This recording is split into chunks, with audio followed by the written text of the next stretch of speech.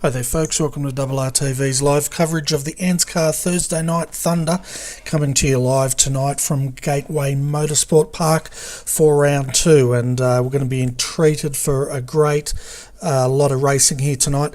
100 laps around this circuit, and it's definitely going to test the drivers out.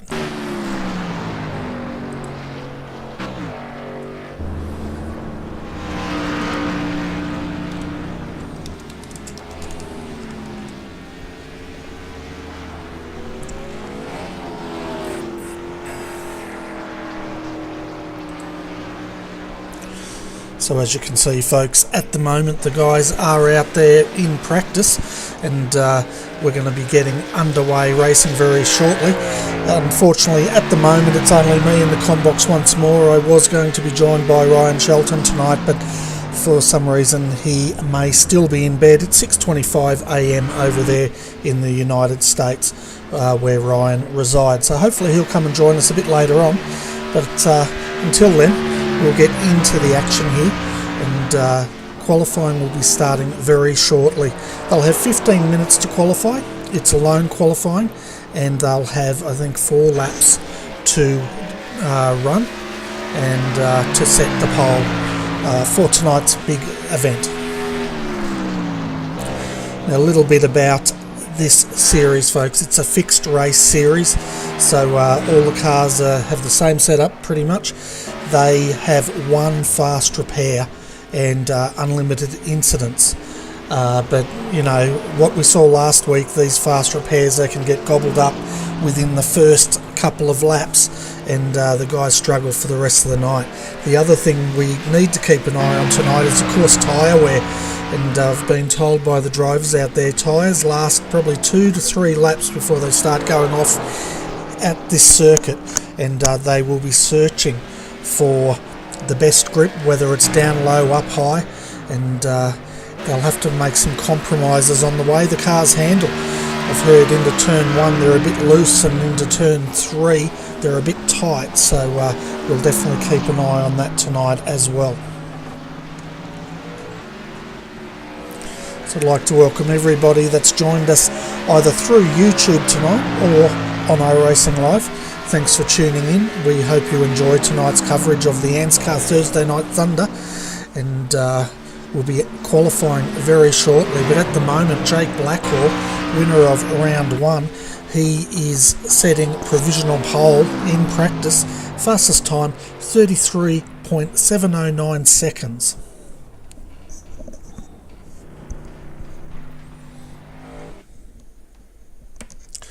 So as you can see, practice is over now. We will be going straight to qualifying. 3 laps they'll have to set the fastest lap. As I said, lone qualifying. We can see now Daniel Stevens coming out in the number 66. We've also got James Foster in the number 14 coming out to set a fastest time, as well as Jake Blackhall. Now they do have 15 minutes, so they don't all have to come out at once, and we can see a handful have chosen to come straight out, and there's quite a few, probably half the field sitting in the pits at the moment. But let's see what Jake does on his first flying lap around Gateway Motorsport Park.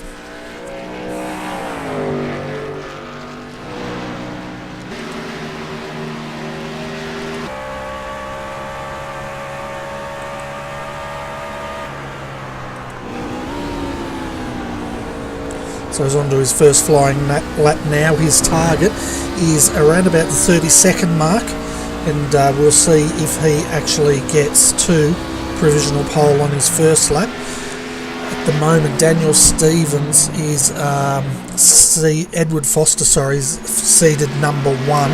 As you can see, he has not set a time. Jake will be the first to set the fastest time out here, and he's done a 33.857. That brings him up to provisional pole. Have a look at Daniel Stevens now. He's on a flying lap, and we'll see if he can better that time.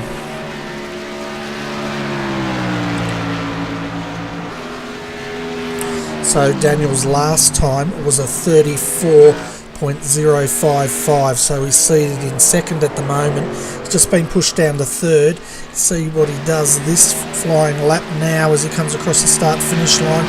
and he's been pushed down to 4th. He has not improved. 34.166. Edward Foster's out there at the moment having a run as well, and his last lap was a 34.055, and we'll see what he can do. There's only 2 cars at the moment in the 33s. That's Jason Martin, provisional pole, Jake Blackhall, and Edward Foster did a 34.267. See now Phil Otto also out there in the beautifully presented number 1 entry, and looks like he's not on a flyer, he's just coming around. What about Nick Craddock? He is definitely on a flyer here. His last lap 34.650, currently sitting in 7th. Can he improve? Well, we'll soon find out as he's coming through the final corner now.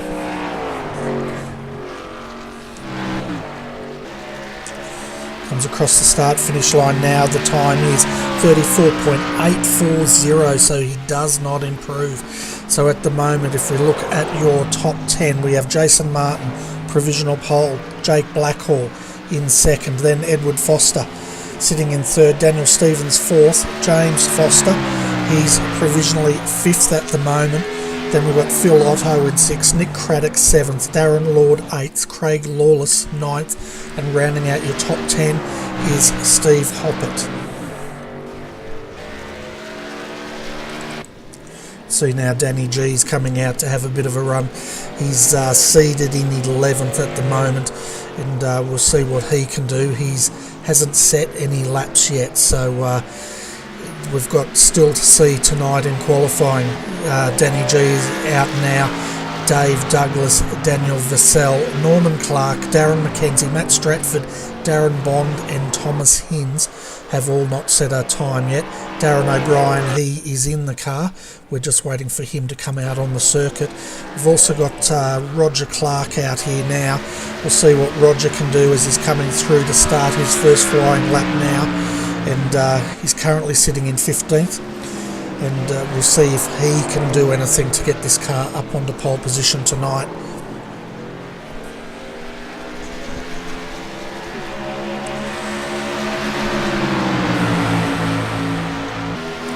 So now coming down into the final turn 3 and 4 here at Gateway, and currently you can see the time 27 seconds, 28, 29.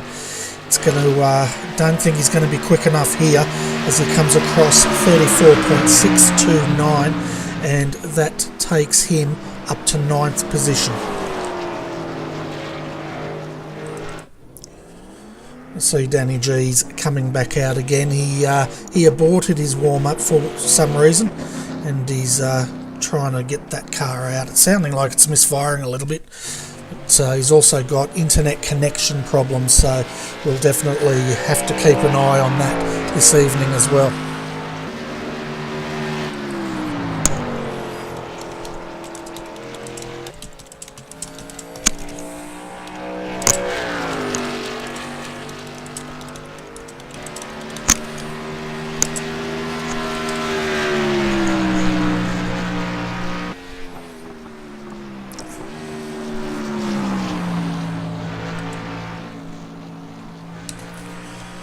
So see now as Danny G's coming across to start his flying lap.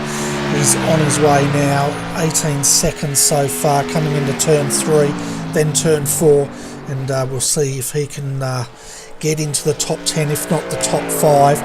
I'm sure he'll be aiming for a provisional pole if he can do it, as he comes down now the start-finish line, and he does a 34.212, and that's going to jump him up to 5th position. See Norman Clark now, he's coming out to have a run, and Norman is Roger Clark's father, and it was actually Norman that got Roger into this motorsport, and he's another guy to keep an eye on tonight.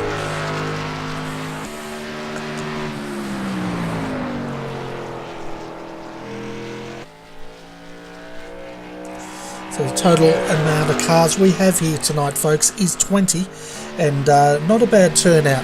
Very young series. We're only in round 2 here, and it's good to see the guys supporting it, especially for NASCAR racing in Australia and New Zealand, and that's what this league's all about. It's to promote this style of racing down under and hopefully get some Premier Series up and running.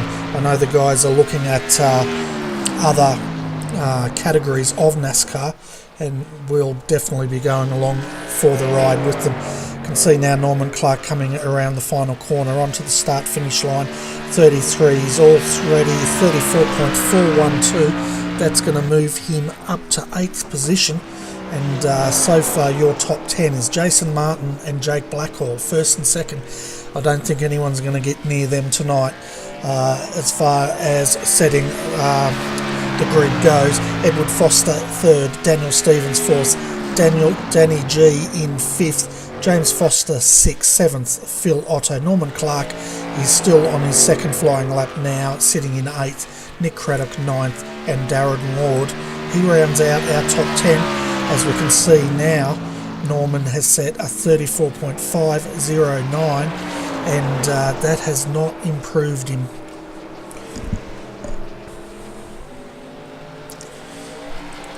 So have a look, we can see David Vassell now. He's also coming out to set his time. So the drivers we have not seen set a time yet tonight, folks, is Dave Douglas. We've got Daniel Vassell out now, Darren O'Brien, Matt Stratford, Darren Bond and Thomas Hinds all have not set a time as yet.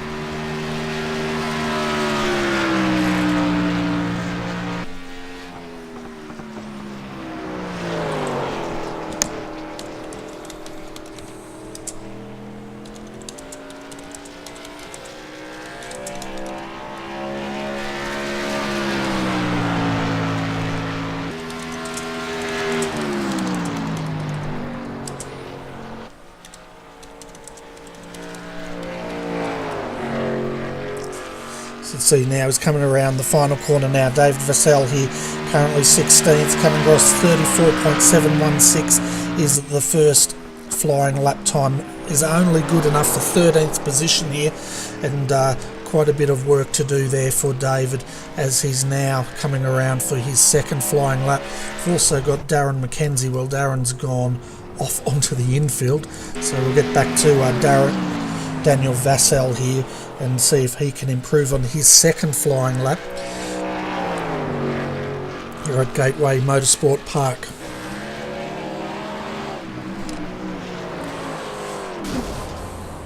Little bit of frustration there by the looks of it from Daniel Vassell as he puts it into the fence. Did not improve on that time. Currently he will be starting from 13th. We could see Darren McKenzie now just coming back into the pits, and that's pretty much qualifying done and dusted, folks.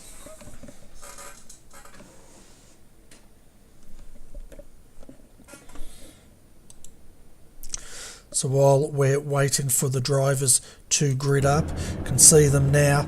Let's jump out and get a better view of the field. All these cars are beautifully presented, but let's have a look at our grid, folks, so you can see where your favourite driver will be starting this evening. So Jason Martin will start from pole position tonight with Jake Blackhall on the front row next to him. Edward Foster, he'll start out a 3rd, and he's got Daniel Stevens on his outside. Danny G in the 3rd row with James Foster starting beside him. In 7th night, Phil Otto, and then we've got Norman Clark starting out of 8th. Nick Craddock, he'll start out of 9th, and Darren Lord beside him in 10th. Darren McKenzie will start in 11th, and Roger Clark will start out of 12th. Out of 13th tonight is Daniel Vassell. Then we've got Craig Lawless out of 14th. 15th, Steve Hoppett. Jake Maloney will start in 16th. Matt Stratford 17th. Thomas Hinds will start out of 18th. Out of 19th tonight is Darren O'Brien. Dave Douglas is starting in 20th, and rounding out our field of 21 is Darren Bond. So as I was saying before we read out the grid, the guys have put a lot of work into these liveries, and my goodness, don't they look fantastic as they take to the grid for tonight's race. And we can see the grid down there forming up now. So 100 laps around here, folks. How far can we go before we get a safety car? That is the question.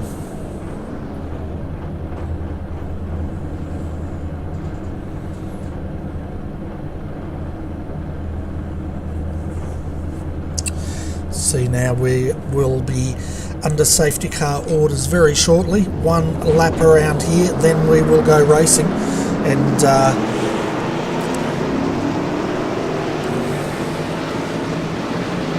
just letting the field cycle through. You can see them in the background there, just closing in, and then we'll start this race.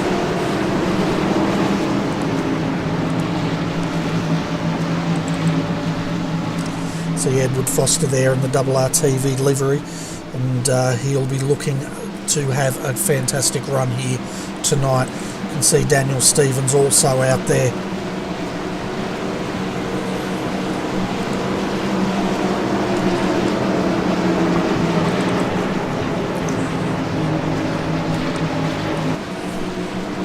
There's Jake Blackhall, he's sitting on the outside here, the number 21. He will have control of this race, and they'll have to wait for him to go, and that's Jason Martin.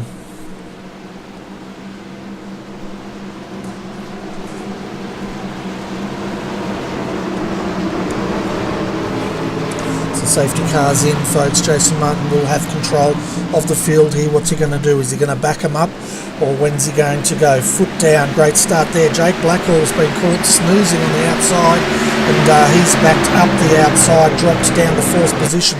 Bad start there for Jake. You can see as they come through turn 1 for the first time, and our top 10R, we've got Jason Martin leading, Edward Foster, he's in 2nd, Danny G jumped up to 3rd, Jake Blackhall now coming back on the inside here to take 3rd position and push Danny down. Then we have Daniel Stevens and James Foster having a great battle. Phil Otto sitting in 7th, Norman Clark 8th, 9th Darren Ward. Rounding out your top 10 is Roger Clark.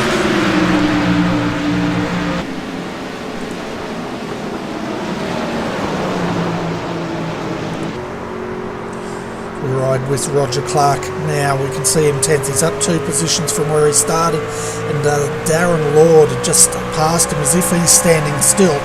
So we'll see if the inside line or the outside is going to work, as we can see now Roger going on the inside of his father Norman, and father and son here.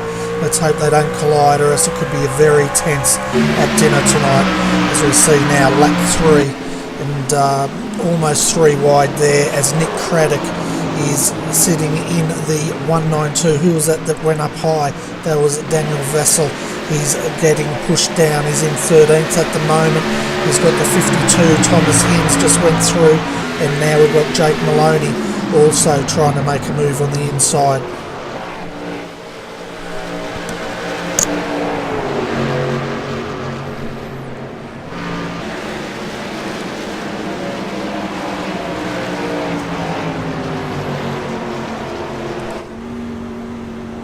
Under safety car, folks, so it's caught napping there. So it's been a long day. Let's see if we can work out what exactly is going on. It looks like Craig Lawless has had a bit of an issue out there. Let's jump back and have a look at the West End Mazda replay and see if we can work out exactly what's going on here.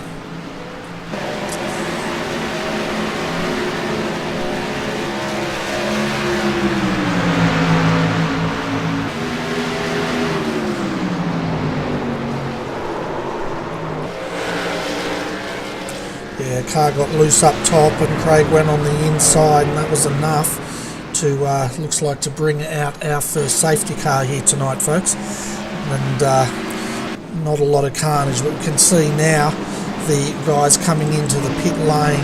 Of course, for you new to NASCAR, there's no pit limiter on these cars, and it's just as frantic in pit lane as it is outside. We've got 3 cars at the moment in there, and the rest of the field have chosen to stay out since it's only lap 5.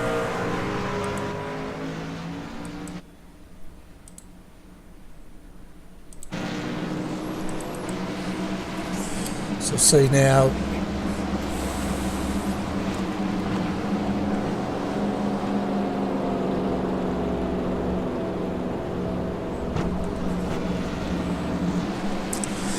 So we'll see if Jason Martin chooses to come into the pits this time by, or if they they're going to stay out. So at the moment you can see Edward Foster sitting in a second there, Danny G third. Where's Jake Blackhall? Looking for him. He's all the way down in 16th position because he did pit. His stop was 14.6 seconds, so was Darren O'Brien's. Jake Maloney also took to the pits on this first stop, as did Norman Clark. The only driver that did not take to the grid tonight, folks, was Dave Douglas, and we've got a field of 20 still out there circulating.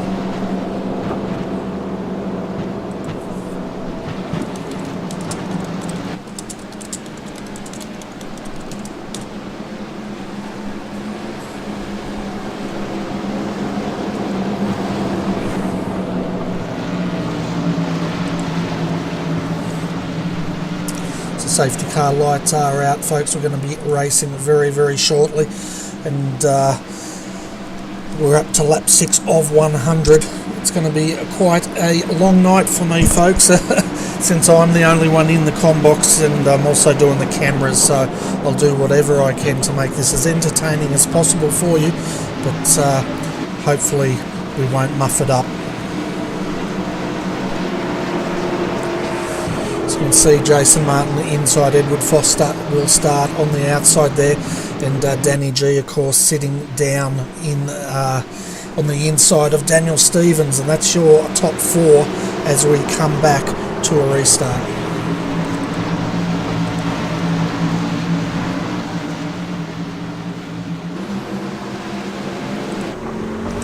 Riding on board now with Daniel Stevens as we go racing once again.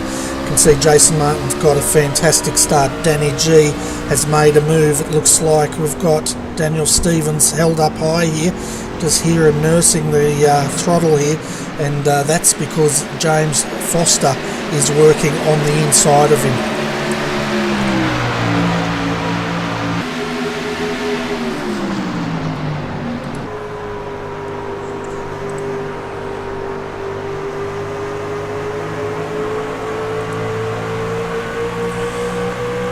So now James Foster having a look on the inside of Daniel Stevens here. He's got the overlap.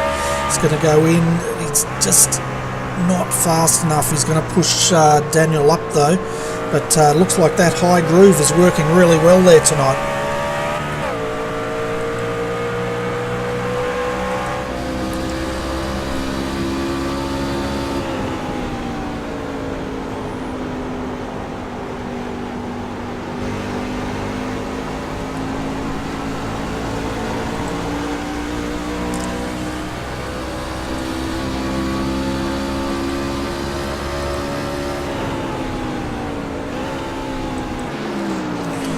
It's interesting there, James Foster was going down a gear, but having a look at the moment with Jason Martin in first, he's got 0.7 of a second over Danny G now in second. Third is Edward Foster. Daniel Stevens having a great battle here with James Foster. Daniel on the inside, James on the outside, and Daniel makes that move stick.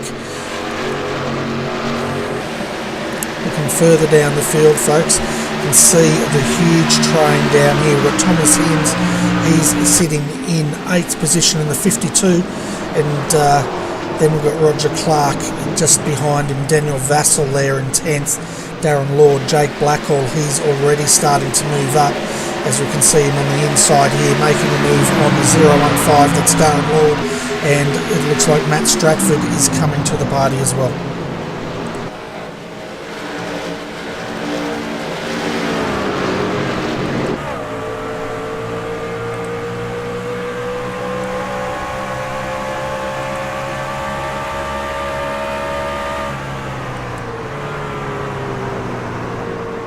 See how close these boys get to racing, and this is a big skill in NASCAR racing. You've got to be very precise, and not only that, but they have to be used to driving at extremely close quarters here, as we see a car up high into the wall, and I'll get you a number of that.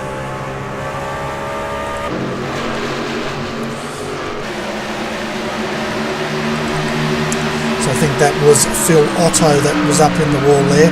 Looked like he had a little bit of push, or he's found himself up there in the marbles, but he continues on, and we are no longer, we're not under safety car.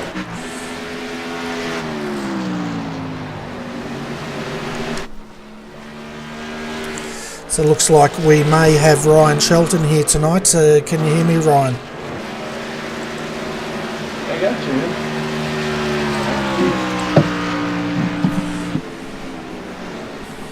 I got you. Yeah, how you going, Ryan? We're on to lap 13, I think, here, under second safety car tonight, and the racing's been quite interesting. Yeah, it's as I figured it would be. This track's definitely going to put up some amazing battles, especially because it's really hard to pass. These guys are really, really good at making sure to get the most out of these trucks, that's for sure. Just have a looking at the West End Mazda replay. Danny G was the driver that brought out the safety car here tonight for the second time. We'll just have a look at what occurred. He's out there by himself, Ryan, so obviously he hasn't had a helping hand, but we did see him in the wall about a lap earlier. Yeah, what tends to happen as soon as you hit the wall once is you think you want to put some more wheel into the car and to make the car turn more, because what tends to happen is you get it on the exit of the corner, you'll hit the wall, so you put a little bit more wheel into it. When you put more wheel and you don't use less gas, it makes the truck just spin right around, especially coming out of turn 2 like that. Yeah, it's definitely looks like he's got his hands full as we now see the guys coming in. Jason Martin leading the procession into the pits, and from what I understand here, Ryan, the pits are just as hectic as it is out on track here in the NASCAR racing. Yeah, because it's so hard to pass on track, the easiest way to make position is on pit road. So if you can get a good run into the pit, a clean entry into your pit boxes, that seems to be the biggest thing with iRacing. Not so much your pit crew, as we see Jason Martin come out, and the 13 of Daniel Goriski just made it out before Edward Foster did. So it looks like Matt Stratford actually may have lost. No, he actually stayed out on track. So that's going to be another thing to watch out for. Is you'll see these guys, they'll stay out on track, try to get position, so try to get some of that track position, because like I said, it is very hard to make passes here. Yeah, one of the guys that made a lot of position in the pits was Roger Clark. We can see him there now. He actually came second out the pits. All the other drivers were in the 14 seconds. His pit crew did a 9.1 second stop, which allowed him to leapfrog a lot of drivers. So yeah, so it sounds like he actually took 2 tires. I was not able to see this. I was just now hopping into the lobby, but it looks like he might have taken 2 tires again to try to grab some of those positions in hopes for another quick caution later on, so that he can change those left sides on another pit run. And the drivers that did not pit in this last pace car caution here is Darren McKenzie stayed out, Daniel Vassell also stayed out, Matt Stratford and Steve Hoppett all chose to not come in. 16 laps here of 100 down, and we haven't had the big one here tonight. The guys are having a fantastic run, and I'm quite surprised, Ryan. I was expecting a lot of carnage here, touch wood, but it's been good, clean racing so far. Yep, and we'll see them come down. The pace car should come down. Looks like the lights are off. Yep, so they'll drop down. Now Daniel Vassell has control over the field. He can go whenever he pleases, and he goes early. And that's when the spread the filler out. Oh, that damn McKenzie. Yeah, he went real early, didn't he? Strung them out here. We can see now Roger Clark 3 wide almost here. Who's on the inside of him? Jason Martin. It's not Jason Martin, sorry. Danny G. Edward Foster also having a go, but look at Roger and Danny G side by side into turn 3. Yep. And it looks like Steve Hoppett has absolutely lost positions because he did not take tires. He's going to drop back and forth all the way back to It seems to be 11th, 12th. It looks like he's just giving up now. Yeah, he's a sitting duck out there, isn't he? Yeah, he's moved all the way back to 12th position. Just in one lap, he's lost 8 positions, all because he did not take the pits. Yeah, and you'll see the 2 tires versus 4 happen with Roger Clark, James Foster. Roger is just absolutely dropping like a dog. James is moving up. These tires, those new tires, will be worth about half a second a lap after about 10 laps of green flag. It's quite interesting because Darren McKenzie and Daniel Vassell here both did not take tyres last time. They're holding their own out there against Danny G, who did. Matt Stratford also, he's starting to, we're under pace car once again here at Gateway. Let's see if we can work out what happened here. It looks like Steve Hoppett may have had some issues. Went in turn 3, got a little loose, tried to save it, and he just could not save it. Yeah, that car just, it did not look right from the start, did it? He's carrying a lot of damage on that vehicle, but he just did not seem to get going. Oh, and we can see now, as you said, that big lazy slide keeps it off the wall and brings out the safety car. Absolutely. The pace car, sorry folks. I'll get used to this terminology. Yeah, we call it a pace car around here, as it does mostly pacing and a lot less safety, that's for sure. Yeah, I've still got to get used to all this terminology. One of the viewers was kind enough to correct me on that earlier, and I'm definitely going to have to get some reading up in between this round and the next one, I think, Ryan. Luckily, there's a lot of it that you can read up. And normally, just watching one broadcast, you can pick up on all the NASCAR-isms. Yeah, we can see now Danny Vassell coming in to take tyres. Of course, he did not stop last time. And what about Matt Stratford? Well, Matt's rolling the dice. He's staying out yet again and choosing to, he must be happy because that's the second time he's stayed out. So is Darren McKenzie here, Ryan. Yeah, him and Danny G are all staying out. So James will be the first one that's got 4 tires on. So James Steve Foster will be the first one that has 4 tires on. So that'll be the man to watch. Right behind him, you have Roger Clark, who's in the 4th position. He will have 2 tires. He'll actually be starting from the end. But he has 2 tires on. And then everybody behind Roger Clark has 4 tires. So how long do we expect these tyres on James's truck to last? Are they good for what, 3-4 laps? They'll be faster than the guys in front of him the whole stint. So until Matt Stratford and the gang come down, he's going to be about a half a second faster than them. Okay, so I'll definitely keep an eye on him. Bless you. So, I thought I had a meter, my bad. So it must be very early over there, Ryan, about 7 a.m. your time, I guess. Yeah, it's 7 a.m. on the dot now. And my allergies are kicking in, that's for sure. Yeah. So once the pace car comes in, Darren McKenzie will have control of this field, and he's of course sponsored by Build Partners.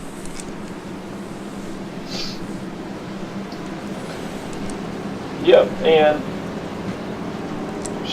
we should have one more lap of pacing, and then we will go green. Yeah, and we can expect bless you once again. Can expect the field now. They will start forming up into their 2 rows here, and we'll have Danny G in the 13 on the inside, Darren McKenzie on the outside, and he'll have control. Now, as far as NASCAR goes, is it always that the driver that has first position, does he always start on the inside, or can he choose?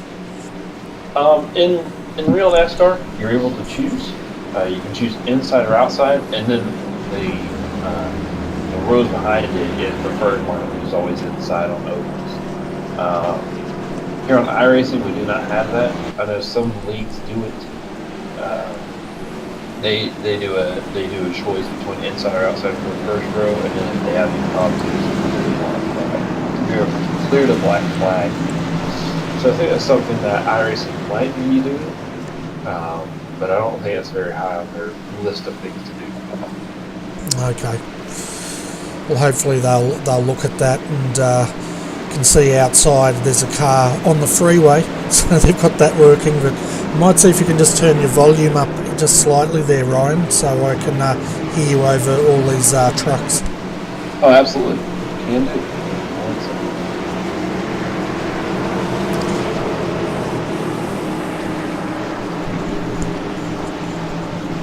Alrighty, so the pace car should be dropping down here.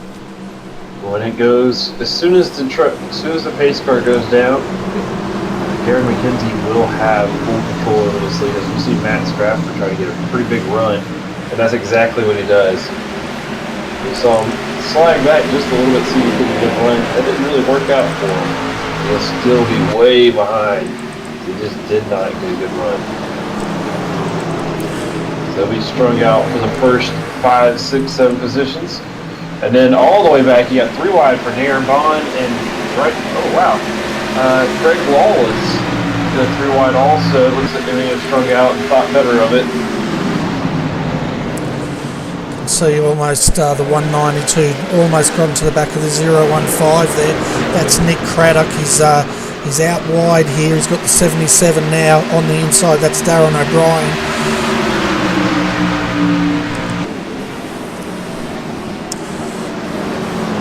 It's interesting to see all the different lines they're taking here. The 192 is holding his own up high at the moment, and Darren O'Brien's following him. The 18 though, he went low here, Ryan, and he just did not have the speed.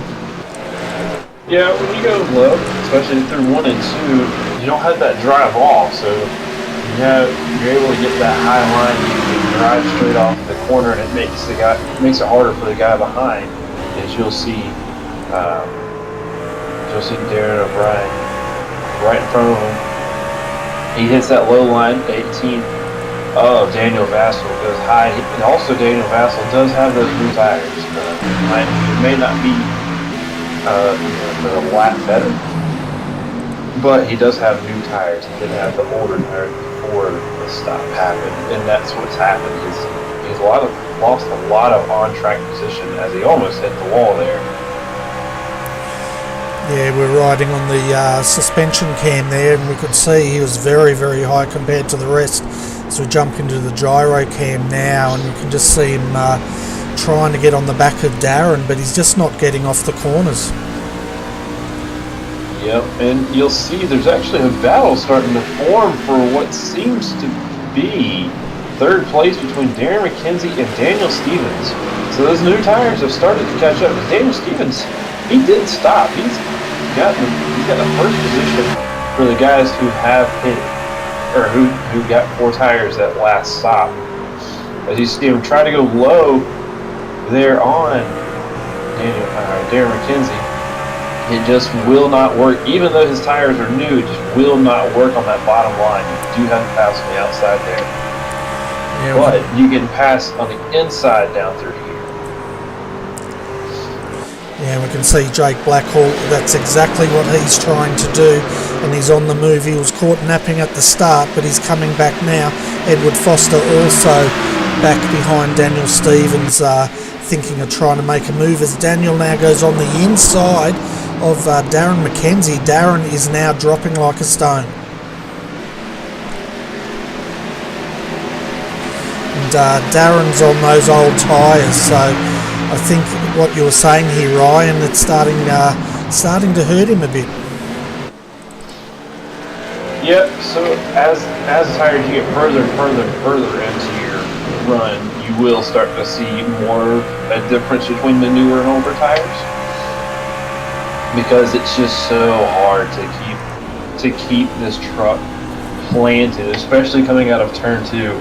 It is almost impossible to keep the tires to have any kind of grip coming out of the corner. So it'll be interesting to see if these guys like Jake Blackhall and Daniel Stevens, see if they can catch our leader Danny G, who has absolutely flying of a lead of almost 3 seconds. Yeah, he's checked out, hasn't he? But we can see now Edward Foster, he's just made a move on Darren McKenzie. Darren's on those old tyres, so Edward's up to 5th. Darren's not going to lie over though, he's coming back on the inside of him, but Edward should be able to get off the corner a lot better than he can.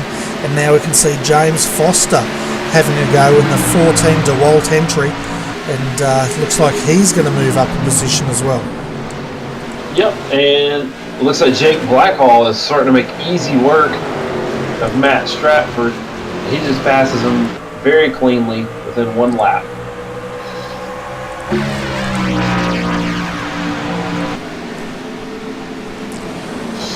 Yeah, that was an easy pass for him.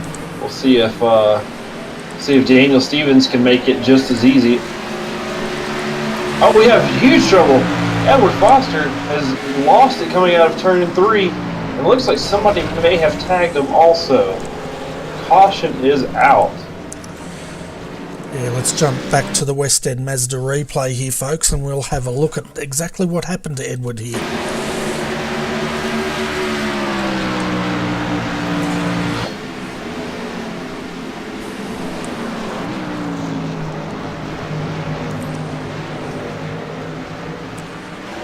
Yeah, he's lost it pretty much coming off the corner, and I got nailed by the 14, the Walt entry, and absolutely hammered him. All the rest of the field avoided him though, but that was James Foster that absolutely nailed Edward Foster.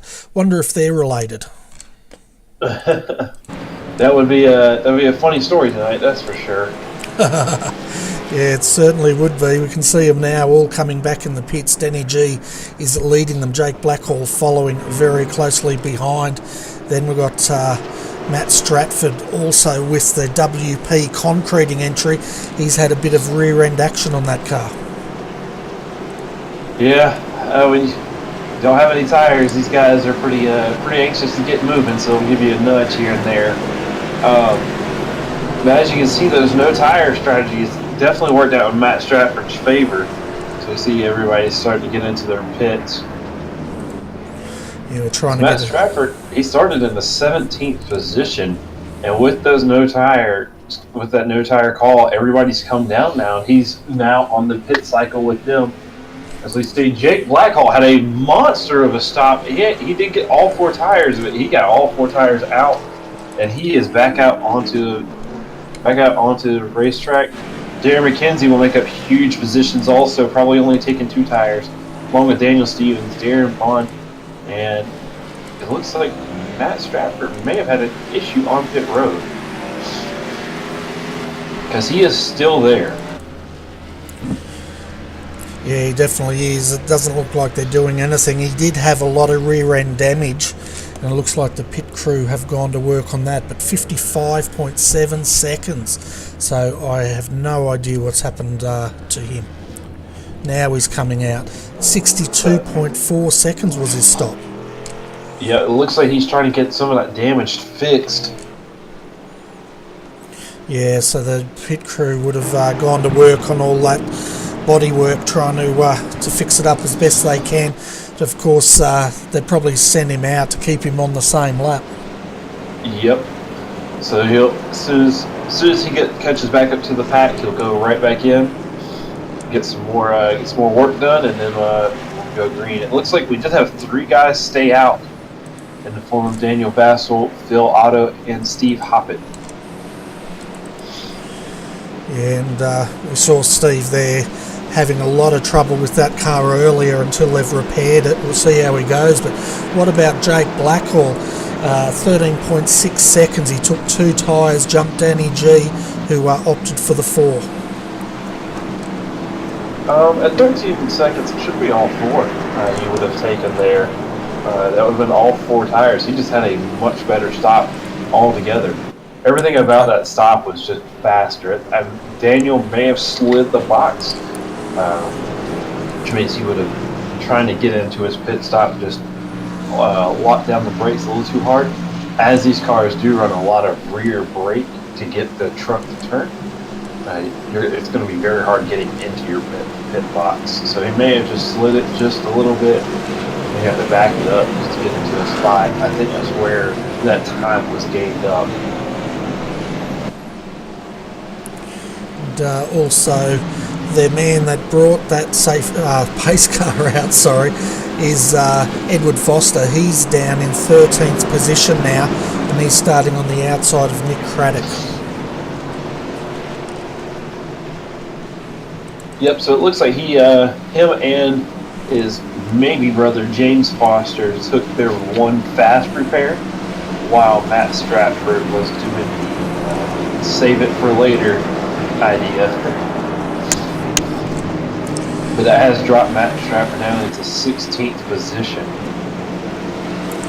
Yeah, quite a bit of work to do from there, but pace car will be coming in this time by, folks, and Daniel Vassell will have control of the field. Phil Otto sitting on the outside. Right behind him will be Steve Hoppett, and on the outside of him is Jake Blackhall. There he goes. Actually, there's a little bit. He's waiting until the green flag. Yeah, he certainly is. He was backing him right up, wasn't it? You can see 3 wide there. Steve Hoppett wanted to go. Look at the 77 coming through. That's Darren O'Brien. He's really aggressive. Whew, that was not the cleanest of starts. He did not go until the green flag, and he waited some more. And that's absolutely not helped out Stephen Hoppett whatsoever. Certainly hasn't. Steve Hoppett is all the way down in 11th, but one guy that did pounce, Jake Blackhall, takes the lead. Darren McKenzie second. Phil Otto, he's sitting in third now, coming under pressure from Danny G. Yeah, and there's an absolute battle pack happening for what seems to be the 5th position. We've got O'Brien, Daniel Stevens. Oh, as we see, O'Brien just cut off Daniel Vassell there. And then you also have Robert Clark and Darren Vaughn all in this little 5-car pile here. All just trying to get away from each other to make laps. Yeah, that's exactly right. Oh, Daniel Vassell gets real loose. What a save. What a save. Oh, no, there's he. Wow. They still touch each other. Oh, Daniel Vassell is down the wall, and that's going to bring out a caution. Certainly is. We're riding there with the on his right hand fender there, and he was getting hammered big time. Let's jump back and have a look at the West End Mazda replay here and just see how it all unfolded. It pretty much happened when he got loose. Yeah, he got a little loose coming off of turn 4. And then also you had what seems to be... Oh, it was Mr. Foster getting into the side of Mr. Rogers there. That's what started it. And then Edward he had another go at him. Well, he didn't have a go. He just came across, probably lost his steering by the looks of it. Yeah, it looks like after that incident with the 117 of Darren Vaughn, the truck just did not have any steering after that. Yeah, and he went straight into the outside wall, parked it up on the wall there, and waited for the tow truck to get him home. Yep. So everybody will get the tow, and unfortunately, that has ruined Daniel Vassell's car. Yeah, and this is when they're going to really start suffering, as we can see now. Daniel Vassell coming in. And see if he's got any fast repairs. Edward Foster, I doubt, will have any left myself. He's in there now taking service. And the pit crew are going to be mighty busy getting that car back out tonight. Yep, and James E. Foster will be the lucky dog recipient. So he was the first car lap down. So we'll see him get back onto the lead lap. Yeah, so what do they do with that in this series? Does he get a wave by, or How does that exactly work? So the first car lap down gets a wave around the pace car to get back onto the lead lap. It's called the Lucky Dog. And the way it sort of works is as soon as everybody goes into the pits is normally when they take it, that first pace lap around, normally when they take it, just to try to make it as safe as possible, because there's not going to be anybody on track normally during that pit cycle. So now that he has that lap around, he can go around, and if he wants to take a pit, he can take it now, and he will always start at the back end of the field. Okay, so lap cars will be in front of him also. Another car that's joined us tonight, folks, is Dave Douglas. He did not make the start of this race for various technical reasons, but true sport he is. He's jumped in 23 laps down, but he's out there having a crack. And it looks like we've had 2 retirements. Thomas Hinds has retired, and Jake Maloney looks like he has just retired his truck.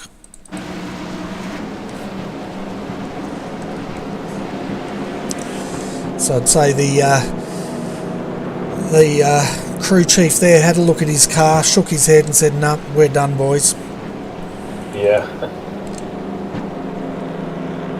Sounds about right. That's normally what happens on some of these.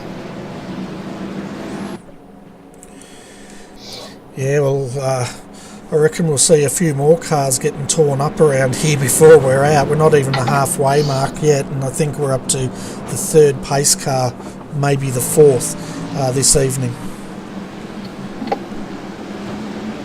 So lights should be going out on the pace car. We'll have 1 lap to go green.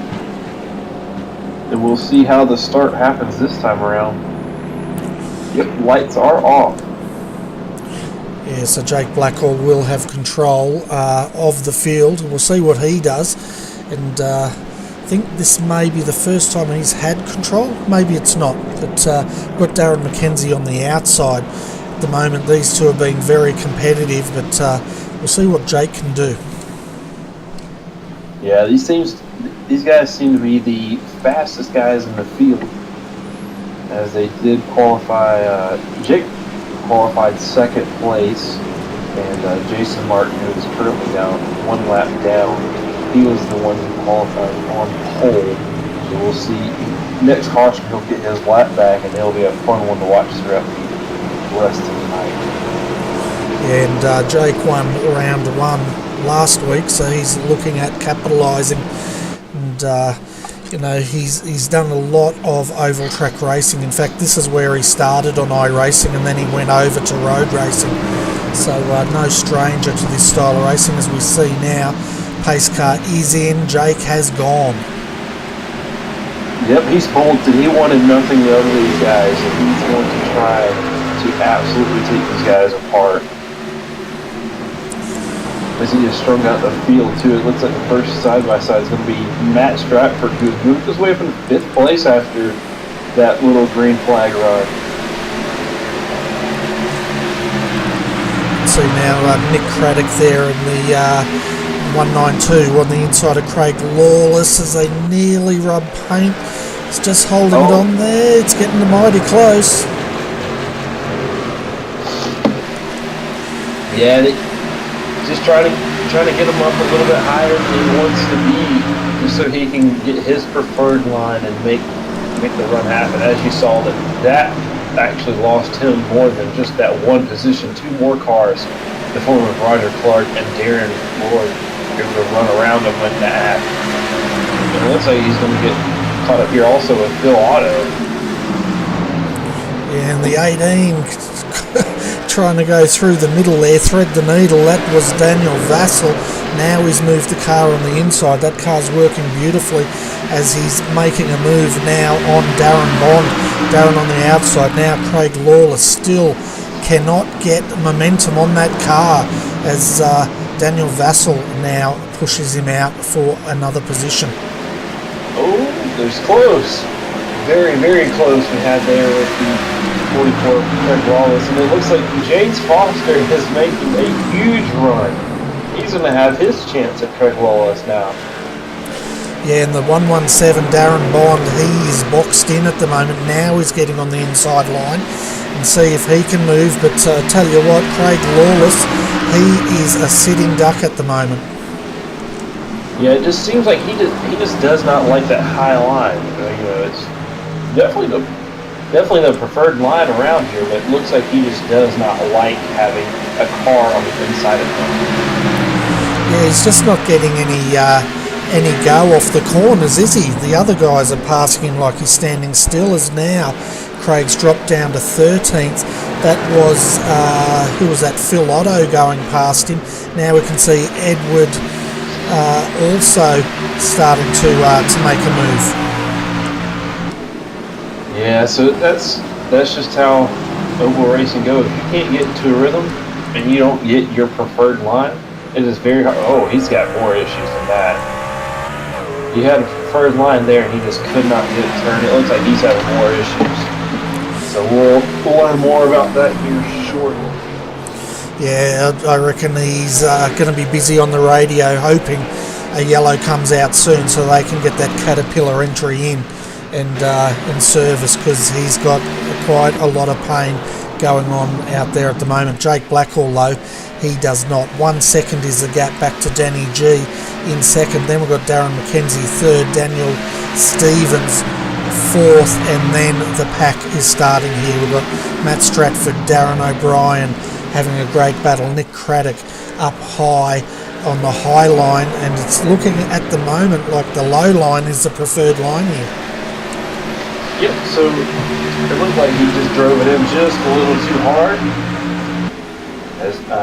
I was working with Nick yesterday in our hosted session we were having, trying to give him some tips and pointers on how to make it around here a little bit quicker. Looks like as Matt Stratford just got real loose right in front of him. That's going to allow Darren O'Brien to have the outside line. It looks like he's starting to pick it up a lot. He's really starting to pick his pace up. He's got some good speed in that truck tonight. Yeah, he certainly does, and he's doing a fantastic job out there, looking at from the gearbox of Darren O'Brien, or the rear bumper we should say, and you can see Matt Stratford there just trying to work the back there as he closes in. Now he's dropping off. Oh, he's got a good run off that corner. Yeah, so he sacrificed that middle part of the corner to try to dive in and get a really good run out. It looks like it maybe helped him out a lot. He'll try to make that pass eventually on Darren O'Brien, as he just did not. He lost it due to a small mistake, and I feel like he might be faster. So we look at some of the lap times here between them two.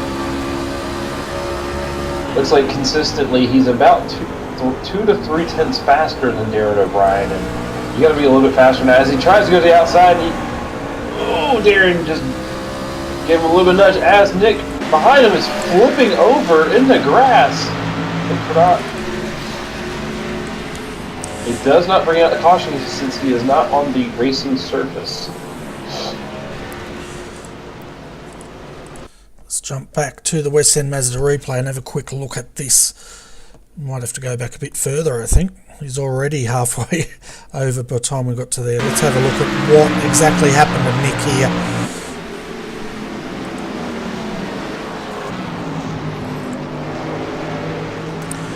See, just ahead of him we saw Matt Stratford getting together there, and Nick just lost the rear end under acceleration there. Over he goes, but as you said, Ryan, the safety car or pace car does not come out because he wasn't on the surface.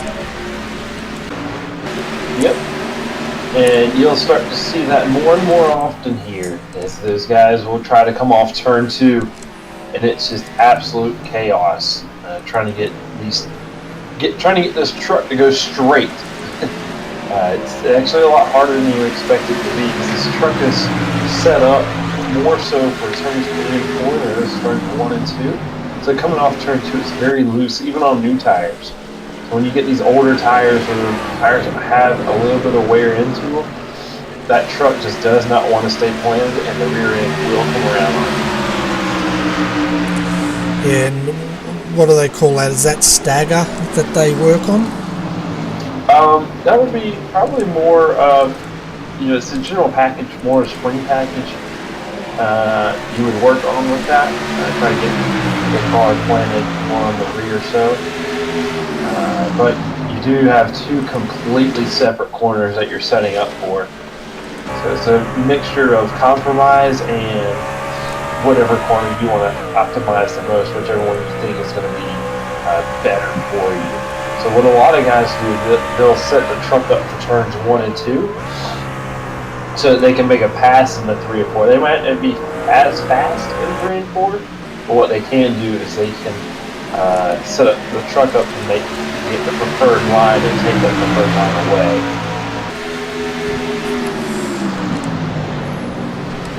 As we see, Jake Blackhall has an absolutely massive lead right now of what seems to be 2.8 seconds. Actually, it has dropped over into a 3-second range now as they pass the start-finish line. So he has a 3-second lead over Danny G. Yeah, it's quite a big lead, isn't it? And we can see now Matt Stratford here as he's getting off the corner, getting a good run here on Daniel Stevens up on the inside as they come into turn 3 and 4 here. Yep, so Matt Stratford will have the lead. Ooh, we'll have the better line. It just looks like he went a little bit high on entry. He did not want to do that. And that's going to allow Daniel Stevens to hold on to that 5th position there. Matt Stratford still going to try on an inside line. Yeah, and the 21, folks, that is not for position. That's Jason Martin, and he's down a lap. And, of course, he's working hard because he's trying to get his lap back. But not sure if he's going to be able to do that here tonight because the pace looks very high. Yep, so he will need a lucky dog to make it happen.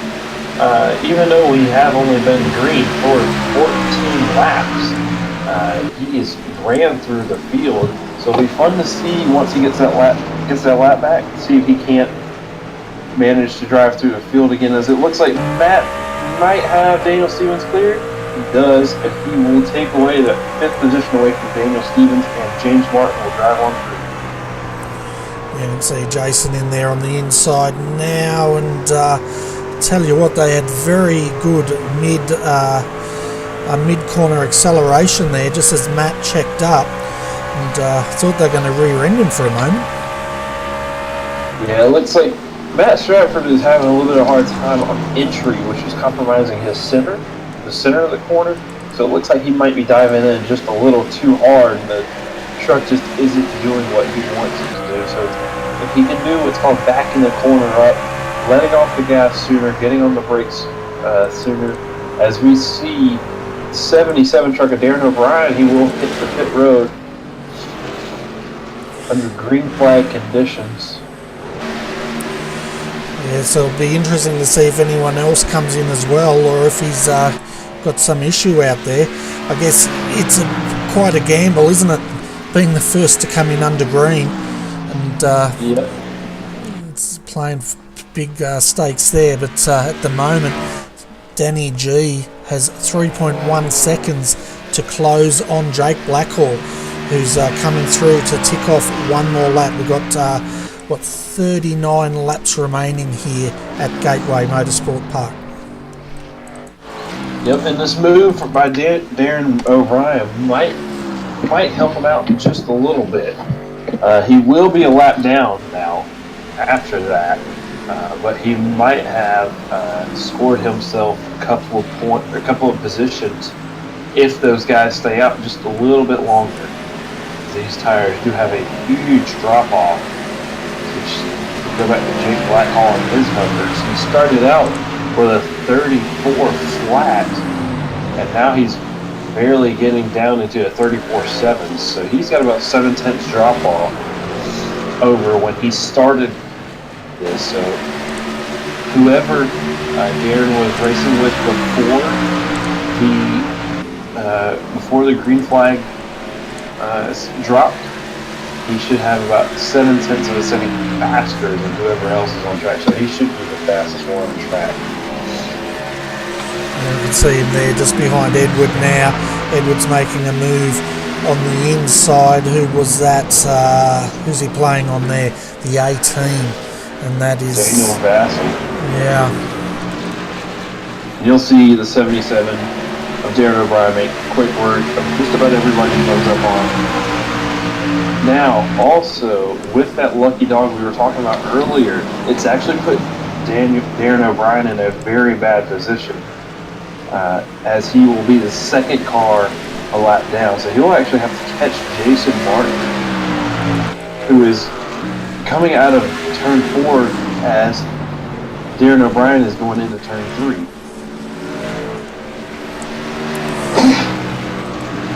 Yeah, so that gap is 8.9 seconds from Jason Martin back to Darren O'Brien here, who's trying to get that lucky dog. But it looks like Steve Hoppett now has just gone down a lap, so he's the first car on a lap down here. Yep, so Jason Martin is going to be eyeing down that 81 of Steve Hoppett, about the same 10-second gap between both of them.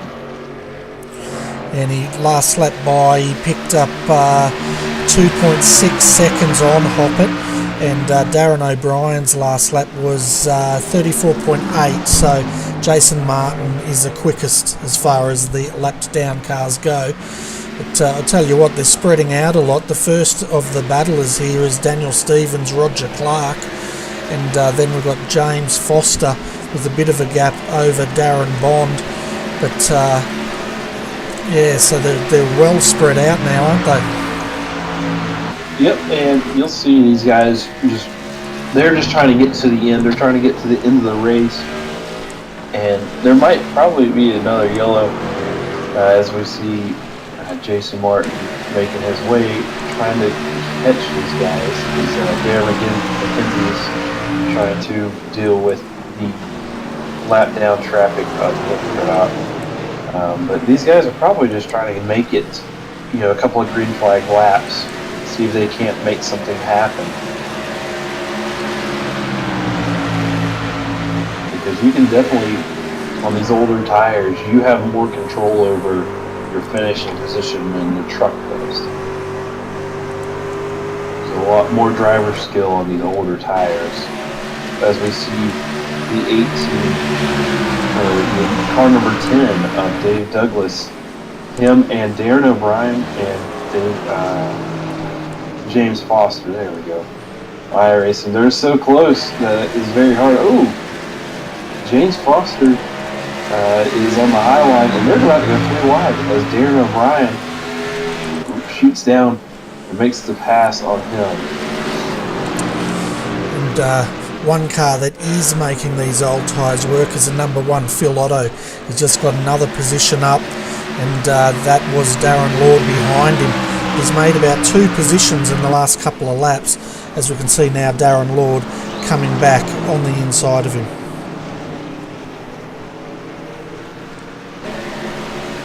Yeah, so it looks like Dave Douglas might have just taken his... Dave Douglas is faster than the James Foster truck, who is on the lead lap. So Dave Douglas, the guy who just joined us, he is about 23 laps down, but he's showing pace.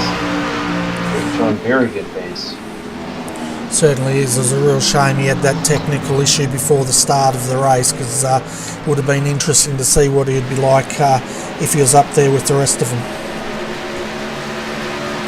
Yep, so it looks like Jason Martin just made his way around Steve Hoppett, so Jason Martin will have the lucky dog in case yellow comes out. Yeah, and Darren O'Brien at the moment on those fresh tyres, he's lapping, he's 1/10 slower than Jason Martin here, and he's a good 1.6 seconds quicker than Hoppett at the moment. Yeah, so he'll definitely make up the positions, but now as we see Craig Wallace get lapped by Jake Blackhall, as Jake Blackhall is absolutely dominating here tonight. 3.5 seconds separate him and Danny Reed. Then another 7 seconds back to Darren McKenzie. So they have the field covered by a lot here. see now Darren Lord on the inside of Phil Otto as they go side by side into turn 1 here. And I tell you what, Otto's got that car hooked up, but once again Lord on the inside, Otto on the high line. What's going to happen here? Well, Otto seems to be making that high line work at the moment.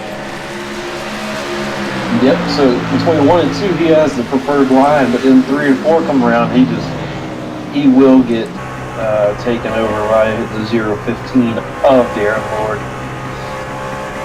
But it looks like they're giving each other plenty of room, even though there's only just a few laps remaining left in this race. You have 28 laps to go.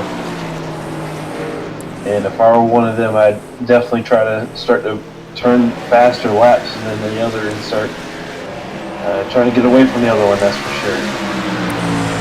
Yeah, it's quite interesting, this battle, because Otto loves that high line, and Lord's trying to go in on the inside of him. He just does not have that traction on the inside at the moment, and Otto's just holding him out. And we can see now Vassal also coming to join the fray.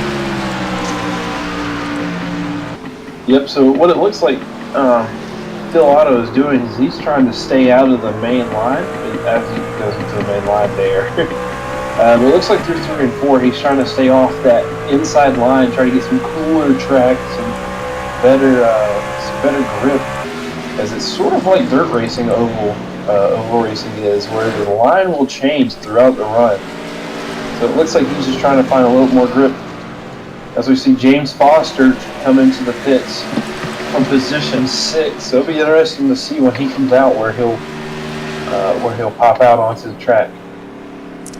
Yeah, so this will be the first lot of true green flag pit stops, I'd say, for all the rest start coming in. But it must be such a interesting feeling when you come in, but I guess at that point the crew chief's pretty much just telling you to bring it in.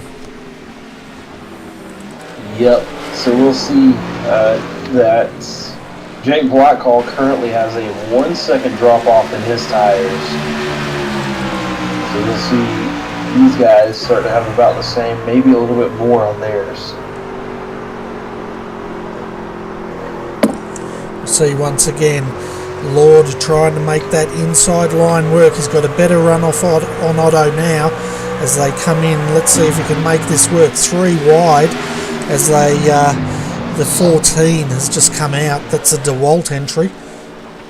Yep, so he's made that work, and then you'll see the new tires of James Foster absolutely take over, and he will be about a second, maybe a little bit quicker more than what he was just a couple of laps ago. Yeah, you can see it. He's picking the line. Any line at the moment's going to work, and I guess this is the sweet spot, isn't it? When they get brand new tyres, they feel like they're in a Ferrari racing VW Beetles, but I guess the trick is not to overcook these tyres too quickly. Yep, so you'll have 28 laps remaining, and that's about how long we've been under green flag. Actually, we've been on green flag for about 30 laps, so this is about a good point to start seeing people come into the pits. Yeah, Otto's in now in the number 1. He's decided it's time. And at the moment, if we look, we've got Jake Blackhall still out there. He's stretched it to 4 seconds. Then Danny G second. Matt Stratford, he's staying out at the moment in third. Daniel Stevens now brings his entry in the 66 to also take service.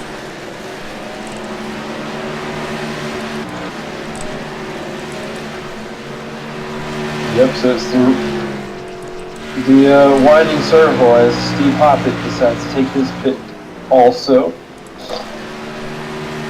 It's just a little Ferris. Oh, huge spin. Matt Stratford has spun around, and this is going to help out those who just pitted a lot. They might be a lap down, but they'll be able to get their lap back, and they're going to be on fresh tires. And we'll go back and have a look at the West End Mazda replay here. Just see exactly what happened. He had the 75 right behind him. Did he give him a serve? Let's come and have a look. Oh yeah, he did. Bit of netcode going on there, and now into the outside wall he goes. Yep, and Darren had just pitted, so his tires were brand new.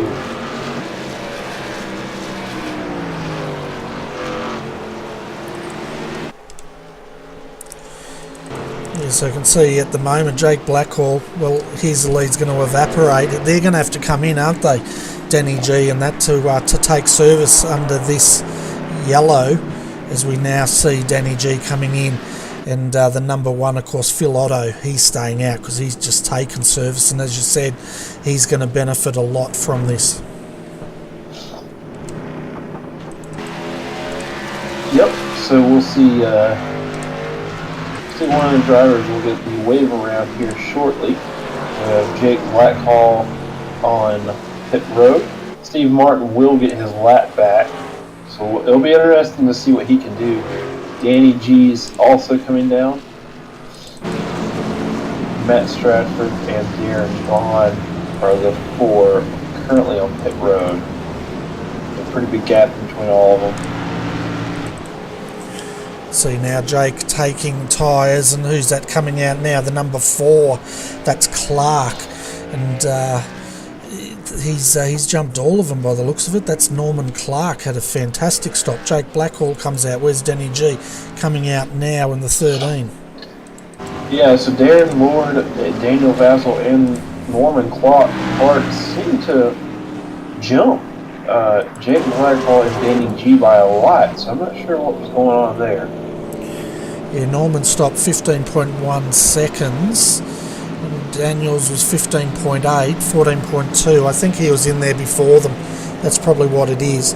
But I tell you what, Norman absolutely loves his truck racing. Oh, there's oh, Lord. What's going on? The number 10 may have spun the number 77 coming into the pit lane.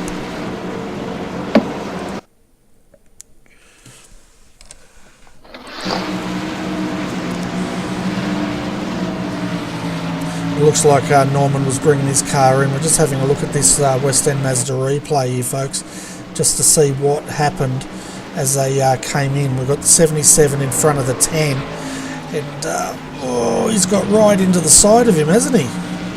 Yeah. Wow. Got in there. That's a bit like, excuse me, I'm coming through. Yeah. Yeah, Norman Clark and Phil Otto did not win out on this one, as they'll stay a lap down. Or no, Phil Otto will get his lap back, but it looks like Norman Clark did not win out. Yes. He'll be the loser on all this. So I'm just trying to get the field here. It's all a bit muddled up here. We've got Jake Blackhall as the leader, Danny G second. We've got a couple of cars ahead of them. That's Vassell ahead of them, and yeah, it's all mixed up. We'll have to wait for them to come through. Yep.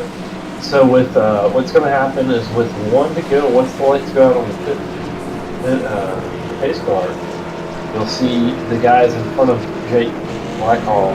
They will all go and pass the pace car and get around to the backside, as we start to see that happen now. Yes. All of these guys will need to pass the pace car, and they'll go all the way around. Yes, I guess now they floor it, don't they? Because they've got to try to minimise that gap. Hoppert got one lap back. He's still a lap down. Otto is back on the lead lap, sitting in 15th. So looking at our top 10 at the moment, folks, we have Blackhall leading, Danny G in second, Matt Stratford third, Bond's up to third, fourth Matt Stratford, fifth Jason Martin, Darren McKenzie in sixth, Stevens in seventh, Roger Clark eighth, ninth Foster, and rounding out your top 10 is Darren Lord. Yep, so it looks like we're about to go green here. As some of those guys who are trying to get the wave around, they'll just catch up to the back end of this as the pace car comes into pit road. And Jake Blackhall is gone. Yeah, he put the foot down, didn't he? Danny G could see it happening and he stuck with him this time. But Bond also had a great start as he looked on the inside of Stratford. Stratford getting loose on the high side there, and he's sort of boxed in Martin here. Martin, of course, is back on the lead lap and making inroads. Yep, so our pole sitter is now back onto the lead lap. He sits 5th place. So it'll be very interesting to see if he can't catch the number 97 of Jake Blackhall, because it seems as if nobody can even get close to that rear spoiler of his.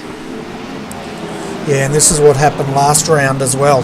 Blackhall got out there and he pretty much cleared out and left the other guys scrapping for the minor positions here, but Danny G's holding on to him this time. He's not going to let him get away, and Stratford, well, he's got his mirrors full of Martin right behind him.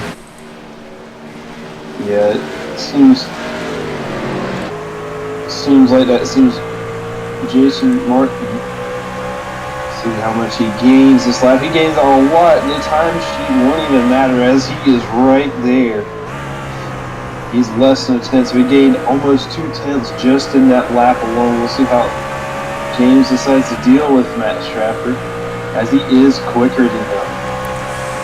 Yeah, he was looking high, now he's looking low. What's he going to do this time? He's searching low to see if he can make this one work, and that didn't work as Matt just comes down across his nose.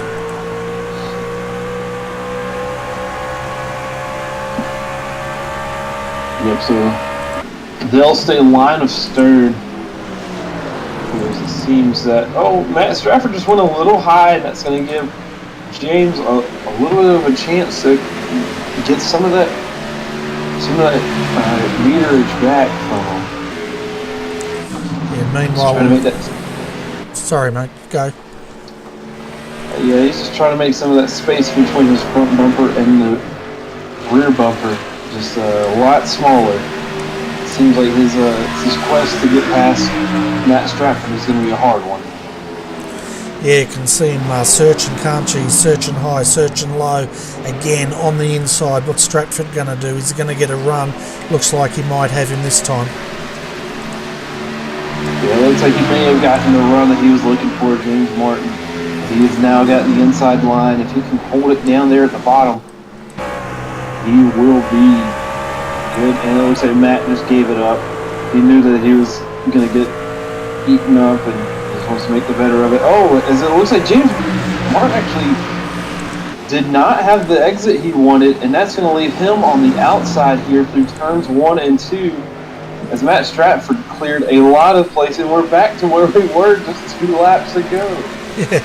Yeah, Martin actually caught the wall on the exit there and he lost all momentum, and Matt pounced, absolutely pounced on him. And up front though, Jake Blackhall and Danny G are still going at it. Danny's hanging on to him, and looks like he might have just collected the wall too on exit. But here comes Martin on the inside of Stratford once again. Yep, so with only 10 laps remaining in this race, you see the battle for third really heating up.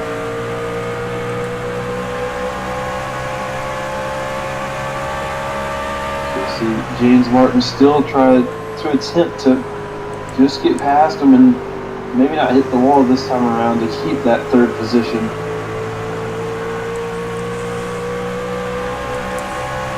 Here he goes, he's going to have another look on the inside here, try to get an overlap. He's not close enough yet, tucks back in.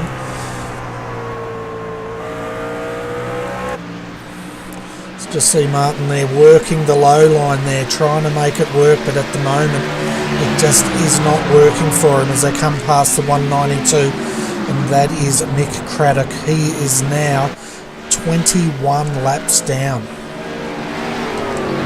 Battle for 8th place is starting to heat up between James Foster and Roger Clark as they go side by side through turn 3. Roger Clark's just trying to hang it out there on the outside. It looks like that's not going to work. That's going to allow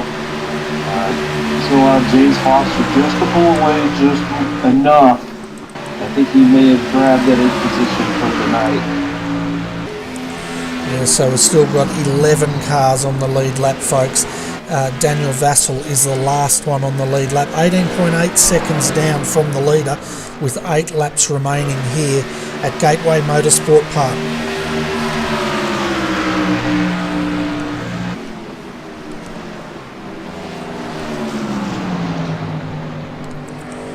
James Martin is still trying to get to the inside portion of that 41 WPC concreting car. WPC truck. You can see him now trying to work the high line, searching. Matt's sticking to the low line there, and at the moment, as he hits the wall, that's going to allow Martin through. Exactly what Martin did about 3 laps ago, and now it's his turn to pounce on Stratford. Yep, and as you saw, Stratford drove him all the way down to the inside wall, and that's going to leave James Martin there on the inside. He will not have the pace on that inside line, as you just get way too loose. If you're on the inside line all the way around, you're just going to be way too loose to make a pass going into turn 3 and 4. You see them come back around. James Martin is right on the rear bumper of Matt Stratford, and they will stay side by side. See if he can't stay there, and he will not.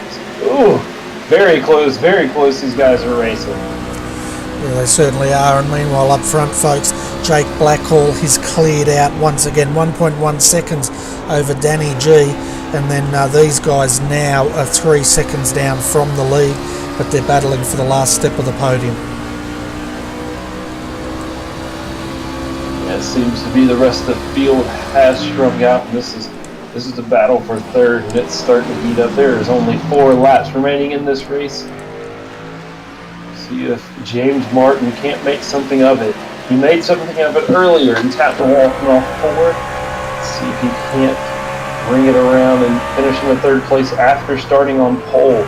Matt Stratford did not even put a time in, and as James Martin goes to the inside, he will stay right there on the door of Matt Stratford. And Matt Stratford will have a better run out of turn 3. It's going to allow him to stay ahead. But when will James Martin get around? Will he have enough laps to make it happen? We are 3 laps remaining, 2.5 laps now for these guys here watching. As Matt Stratford just pulls away just enough from the 21 of James Martin, as he it's a little slow through the middle of the corner, but he is looking for exit speed. He does not want James Martin on him at all. No, and he's looking pretty taily in mid-corner there. That's Matt Stratford, and Martin no doubt can see that, but at the moment he's searching high this time, still not making it happen, and the time is running out here as we're coming down to the final lap. Yeah, so James Martin has just 1 lap to make his move. Will he make it? And if so, where will it happen? He tries to go high to get the run coming out of turn 4. Matt Stratford runs him down into the inside wall. That's going to give James Martin the inside. Can he dive it in there and hope for the best? Oh, they get real close. As Matt Stratford making that car just as wide, and he gets real loose coming off turn 3, turn 2. And they are side by side, really close to each other. Matt Stratford tries to pin him down. James Martin runs it way into the corner, and he will actually make the final lap pass, as Jake Blackhall will win this race. Danny G 2nd, and Jason Martin just pulls out with a final corner pass for 3rd position. We'll jump back and have a look at that, folks, because we're jumping up there having a look at Blackhall. So let's have a look at exactly how Martin made that move. See, jumping back here, he's just working that inside line there, as you're calling it, Ryan.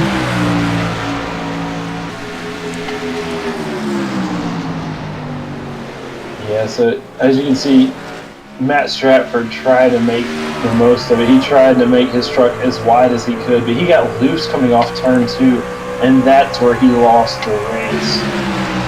When he got loose off of turn 2, he just was not able to get the preferred line going through 3 and 4, which allowed James Martin to get around him. Yeah, and Martin tried to see if he could make that car drift. As we can see now, Blackhall out there taking the checkered flag and celebrating in style, collecting the inside wall and gassing up the ERT entry. Yep, so well-deserved win by Jake Blackhall. He made sure to win this race. That was a good win by him.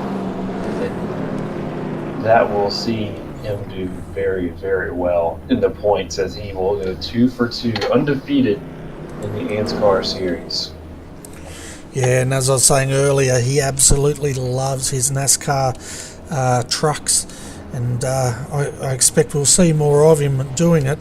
But that's pretty much where Blackhall started, was in NASCAR before he went over to road racing. We can see now Stratford just coming across the start-finish line. He's probably having a close look at it, wondering where it went wrong for him tonight. Yeah, like I said, James Martin was faster in every sense of the way, but Matt Stratford made that truck as wide as he could make it. If he couldn't make it wide, he'd make it hard. And that's what he did. He made the pass very, very hard to make, but he made one very small mistake, like something off turn 2. He got the truck just a little loose. Jason Martin pounced, and it was the end. Yeah, and that's the thing about this style of racing, isn't it? It's momentum racing. Just make a slight mistake and it costs you very dearly.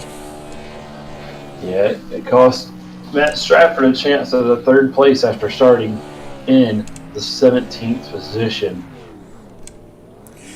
Yeah, and we're seeing Vassal there smoking it up in the pits.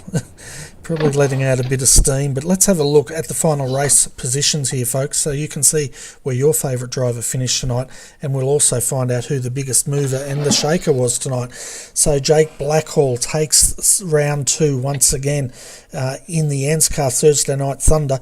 Danny G comes home in 2nd. Jason Martin just takes Matt Stratford there for 3rd. Matt Stratford, though, he was up 13 positions from where he started to come home 4th. Darren Bond up 16 positions to come home in 5th. Darren McKenzie in 6th. 7th was Daniel Stevens. James Foster in 8th.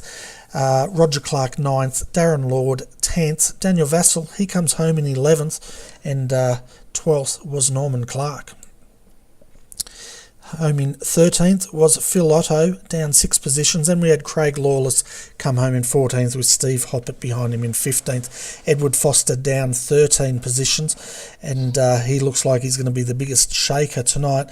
And then we had Darren O'Brien in 17th, Nick Craddock 18th, Dave Douglas 19th, Jake Maloney 20th, and 21st was Thomas Hines. So the biggest mover tonight, well, that's Matt Stratford, and the biggest shaker was Ed Foster. Yeah, it just seemed like Edward just could not keep it together. It just seemed like he'd get up to a good position and then have something happen to him. We saw that earlier crash with his maybe brother in that number 17 truck of was it James Foster in the 14 truck? My bad. They had an earlier collision very early in the race, and that seemed to snowball the rest of his race. Yeah, and I made a mistake, folks. Darren Bond was the fastest mover tonight, up 16 positions to come home. And where did he come home? Came home 5th. position after starting 21st. So he started dead last and finished 5th. So good job to Darren Bond. Very good job.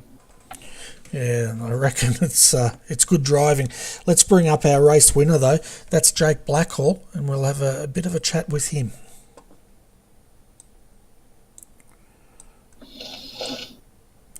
Hi Jake, welcome to RRTV Combox once again. Congratulations, another win in the ANZCAR Thursday Night Thunder. I'll just unmute him. There you go. Hey, we're good. Yeah, I had you muted, mate. I thought you were a bit quiet. Yeah, another good race out there tonight, and it looked like you're getting quite a bit of a gap working once again after the pace car came in. Yeah, it was an interesting race actually from the word go. I had an issue with my steering wheel and pedals that I didn't pick up till 3 and 4, so I sort of bogged the start, and the quick early caution actually helped me. Was able to come down, fix that issue, then go back out, and had to work my way from the back of the field. I haven't done that in a while, and it was a good race. And yeah, long green flag run. That was awesome to have that, and definitely spiced it up a little bit. I was looking to just bit before that final caution came out, but it came out, and I was lucky not to come down. I think I was 1 or 2 laps away from going to come down pit lane, but that caution came out and saved that sort of a hassle, pitted under caution, and then just tried to drive away. Daniel did a great job in second. It was an awesome battle there on that final restart. Yeah, it certainly was. He wasn't keen to let you get a huge gap once again. You did manage to stretch it out 1.8 seconds, but yeah, Daniel was he was giving you a good run there for a bit. But I'm going to hand you over to Ryan, and he might have a few more questions for you. Yeah, man, it looked like through that long stint we had towards the end of the race, it seemed like you just had the pace on the car. Tell us how did the car feel, or how did the truck feel as soon as it started to go away, especially after about 30 laps of green flag racing? Yeah, well, the truck it just lost a lot of grip, especially around here. You maybe lock a left front or lock a right front, you burn up that tire, depending on how hard you are on the brakes. And definitely going through 1 and 2, you could definitely feel it, especially obviously more banking through there. 3 and 4 actually wasn't too bad. I was able to keep a consistent pace, but as the run went on, the truck started to want to wash out, and just trying to stretch that fuel load as well. I knew if we could stretch it out to pretty much the end of the fuel load, it was going to be good. But just trying to be consistent, trying to not ruin that right rear tire as always, and just trying to just manage it as best as I could. And it managed to work out. And as soon as I saw that the gap was around 3 seconds, I sort of wanted to keep it steady at that and just keep a consistent pace in it. Yeah, it seemed to so, because it seemed you're about 2 to 3 seconds faster, and then as soon as you got to 3 seconds, you just kind of chilled out. And did you try to find different lines throughout the race, or did you just kind of stick to one line and just hope that one didn't get burnt out? There was a couple of times where I actually looked around, searched to 1 or 2 laps, searched for a different line, but nothing else really looked like no one else was running a different line. So just sort of stuck to what it was and just managed the gap. That was the best I could do really at that present point. I could have went and searched and tried to find a little bit more pace, but at that point I just wanted to keep it under me until the pit stop cycle, which obviously didn't come because of the caution. Right on. Well, congrats on your win. You stay undefeated in the ANZCAR series, so we'll see you next week and hope for the best. Thank you. I don't think it'll stay undefeated, but it's a great series, and it's awesome to be a part of. And before I go, I better shout out the sponsors, and obviously the team, Evolution Racing Team, Logitech G, GTI, and ANZCAR Racing, Joel Real Timing, as well, for all their help this season. Yeah, fantastic, Jake. And when will we see you in another coverage? You're joining us tomorrow night in AOSC? I thought about it. If I can get a lot more of my uni work done, then I definitely will. We have a massive assignment due on Monday, so this is not something I should be doing right now, is iracing. But if I can get a lot of my uni stuff done, I might come back and join in the AOSC, because it's got my Friday nights all clear, so it'd be good to come back and drive in the V8 again. Yeah, it'd be good to have you back there, and it's a 150 tomorrow night, so not one of those really long enduros. So anyway, go and do your homework, young man. Cheers, guys. Thank you. So, folks, that was Jake Blackhall, our winner tonight, and he drives for Evolution Racing Team. We've got Daniel in the green room. We might bring him in. Ryan, did you want to have a chat with him? Yeah, bring in everybody. Let's talk.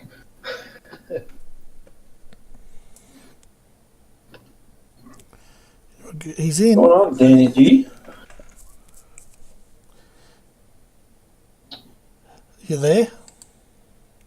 Seems to be having some mic issues as we are picking him up, but we are not getting anything from him. Just having a look. He's not muted. I'll turn up his volume. No. There seems to be an issue on his end. So Yeah, we might let him go and try to sort that out, and we'll go to our next interview, and then we'll see if we can come back to him. So we've got quite a few down there. I'm just having a look. The next person we've got Nick Craddock, Roger.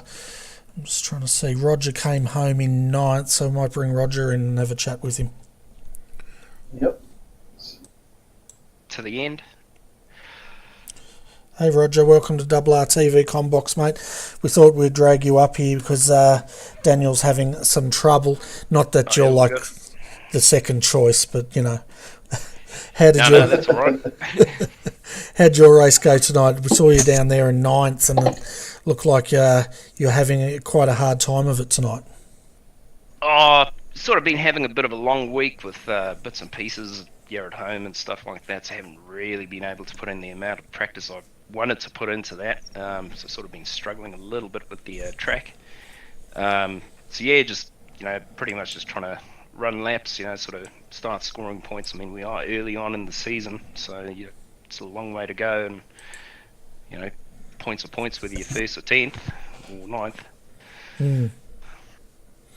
Yeah, it looked like you're having a few bit of issues, but overall, I mean, it was a pretty good race. You gained 3 positions of where you started. It seemed to be during some of those short runs, you would either gain a couple of spots or you would lose a couple of spots. Was that just where you were starting and who you're around, or was that more or less just trying to get into a rhythm and you got into a rhythm quicker, not as all? I think sort of early on it was trying to get into the rhythm, and then we had that first pit stop that I did. I only took 2 tyres, which sort of jumped me a long way up up the list, and sort of I started dropping back a bit, obviously not having the full amount of grip that like some of the other guys who would have gone on the 4 tyres would have had, and so sort of slipped back a few spots there, but then as we got into that real long green flag run, sort of found a rhythm and just stuck with it, and did some passing, and then got to a point where I realised I was going to be about 4 laps short, 4 laps gas short of the end, and started trying to back out of it a little bit, trying to conserve a bit of fuel, and then I actually put it in about 2 laps before that last caution came out, which sort of put paid to my plan, but that's racing. Yeah, as it normally goes in this the NASCAR series, it pays to be lucky. That's for sure. Oh, it sure does. Sure does. Yeah, fantastic, Roger. We better let you go. We've got we've lost Danny G. He's disappeared, but we've got Edward and Nick. But did you want to give a shout out to all your sponsors before we let you out? Yeah, big thanks to Wayne Pengilly, the team at MFR, Western Mazda, the paint scheme obviously a little bit different. Cheers to Darren O'Brien, Danny Vassell. Cheers to you guys also for putting on the broadcast and everything like that. We really appreciate it, and just a quick shout out to the wife who's not doing so well with her morning sickness and everything, sort of putting up with me doing the racing and all that. Yeah, so cheers guys. Fantastic. Well, hopefully we'll see you back next week, Roger. Oh, yeah, absolutely will. Yep, awesome. We'll look forward to it. All right, until then, mate, we'll let you go. Cheers, mate. You guys have a good one. So, yeah, Roger came home 9th position, up 3, as you said there, Ryan. We've got Daniel back in the green room. We might see if he's working yet. If not, we'll go to Edward. And 4. Hi, Daniel. Can you hear us now, mate? Yes, I can hear you guys. Awesome, fantastic. Well, congratulations, second position. After that restart, you're definitely taking it to Jake there, but it just looked like you didn't quite have the pace to hang on to him.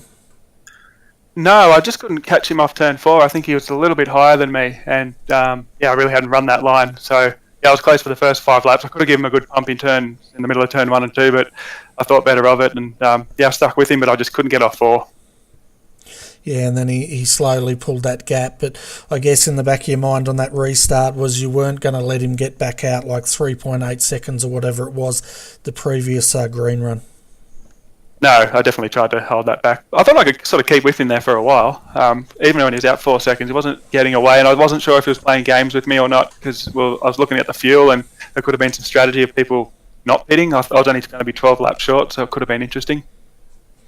Yeah, so I guess at that point in the race, you were probably hoping for a yellow to come out, so you could pit in under pace car.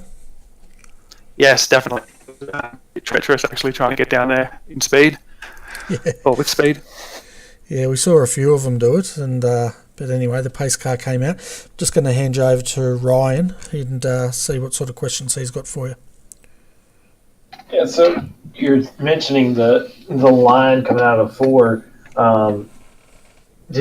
When you were practicing and when you went to the race, you said that was the line that you had done.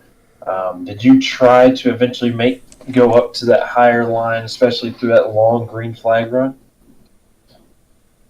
Not really. Like before the race, I was listening to people. I think they were practicing last night, and I think actually I listened to you, and you said you'd come you want to be at the bottom just at the very end. But I just couldn't seem to be able to hold it up the top, and I'd always like wash out to the wall. So I just kept doing what I was doing because I knew I had a top 5 car or truck, and I just thought I'm just going to keep this in one piece and hopefully come over the top 5. Yeah, and it seemed also, during that long green flag run, were you able to keep the truck underneath you, not have too many dramas with the rear end wanting to step out or the front end just not wanting to cooperate with you? No, I had nothing. It felt really good. It was just awesome actually. Yeah, normally once you get some wear on the tires, especially in the NASCAR series, the truck just does not want to do what you want it to do. Yeah, no. When I was out there front there for a little bit, it felt really good, and I was pulling away. And I thought, if this happens, if it keeps like this, I might have a shot. But I knew that would all catch back up to us. Right on. Well, congrats on your second place. You fared better than some of the other guys, and you take the points when you can. That's for sure. Yeah, will do. Thank you. As always, Daniel, before you go, mate, have you got any sponsors or people you need to give a shout out to tonight? The folks over at Advanced PC and Simulations this time, and Capital Cards, and the Fago on the car. She's always good fun. That's about it. Fantastic. Well, of course, we'll catch up with you next week for the next round of ANZCAR, and we'll see if you can take it to Mr. Blackhall. Yeah, too easy, fellas. Thank you. All right, see you, mate. So our next interview, folks, is Edward Foster. Edward came home 3 laps down in 15th place, so he had a bit of a drama there tonight, I think, Ryan. Yeah, he started out 3rd place, and after that wreck with his maybe brother there and James Foster, it just seemed to snowball the rest of the race. He just couldn't get back up front in clean air.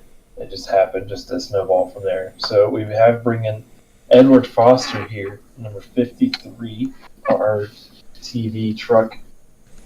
Edward, what happened?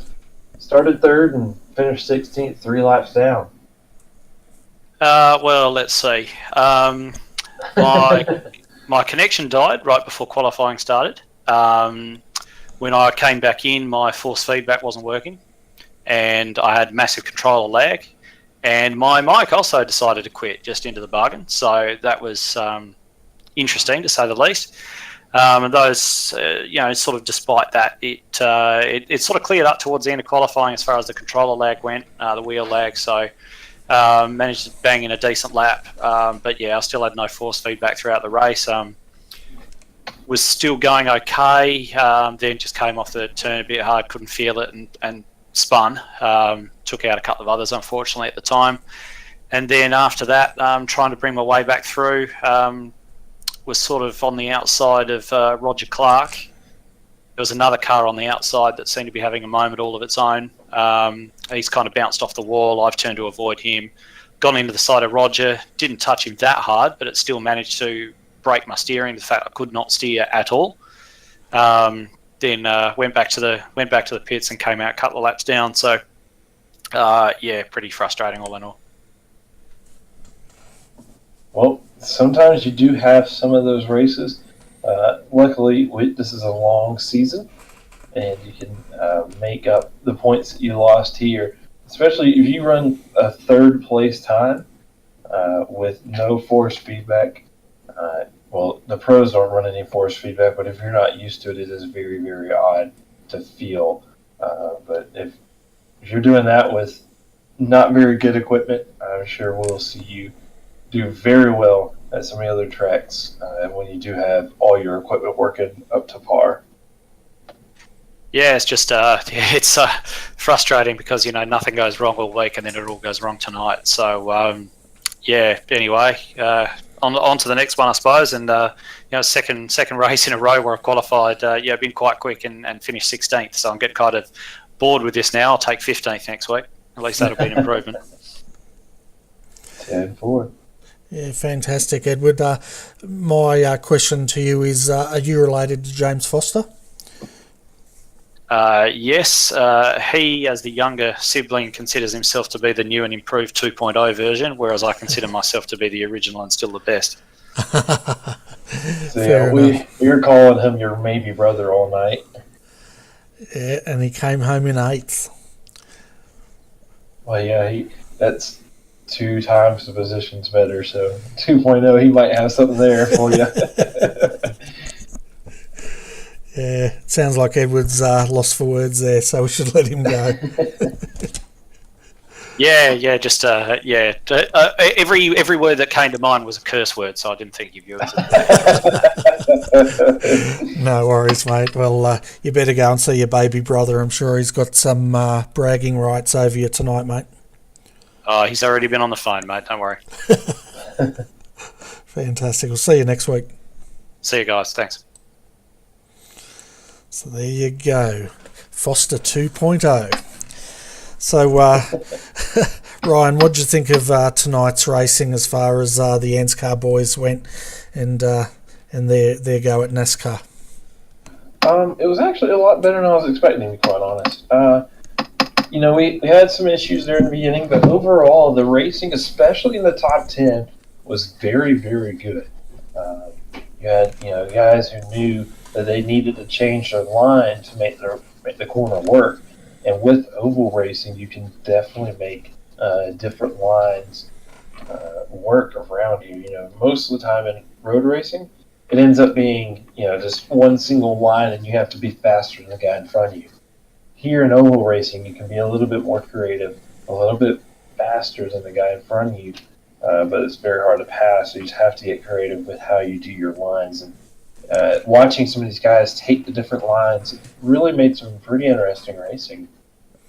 Yeah, could definitely see them searching, couldn't you?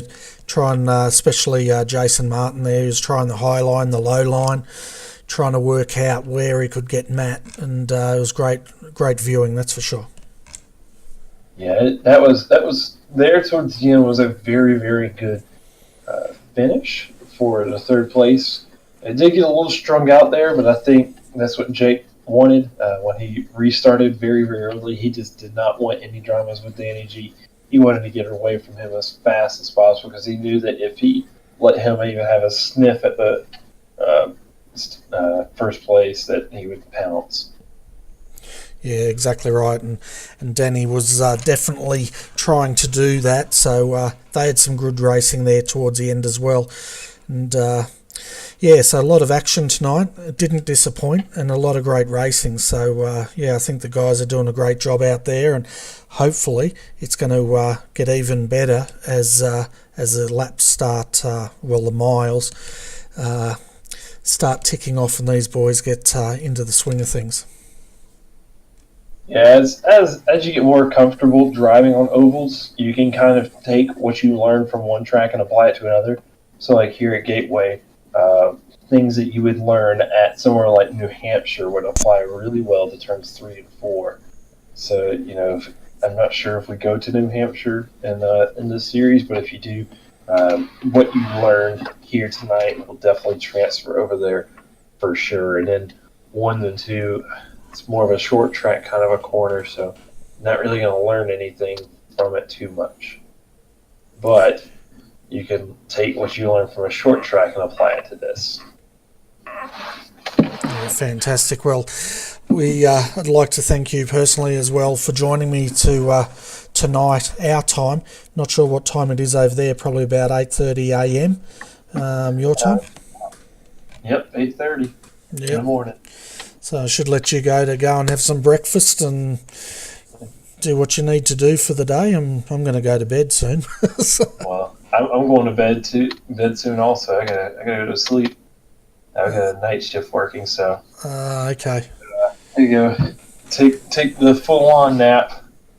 Yeah, that was me in the beginning. It was late because I was trying to get a little quick nap in just to kind of refresh myself, and the alarm didn't go off. So, I was able to make the race, though. Yeah, it was good to have you here. I knew your alarm didn't go off. I just knew it. So, yeah. But anyway. Yeah, I just took a little hour-long little nap, so. Yeah, no worries. No, it's great having you in the comm box, and I guess we'll have you back here again in a fortnight's time, depending how your work arrangements and everything else shape up. But it'll be definitely great to have you back here, that's for sure. Yeah, we 2 weeks from now. So wherever you're at from 2 weeks from now, I don't have a schedule in front of me, so we'll be able to join you then.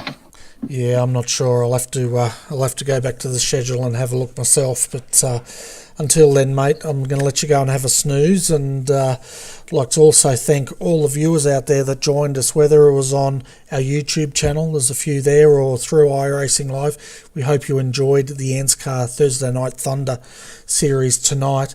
And of course, tomorrow night we've got the Australian Online Supercar Championships, and you can check your local guides on iRacing Live for what time that will be in your time zone. And then of course Saturday night we've got a double header coming up your way. We've got the World's Fastest Gamer Qualifiers Australian split coming to you 8 p.m.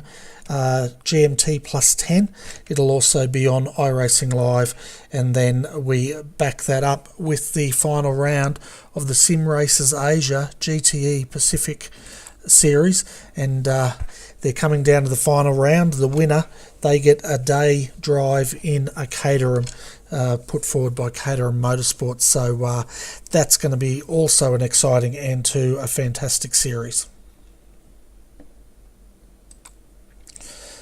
So folks, yep, that's where I need to be. And yeah, folks, so thanks for joining us, and thanks.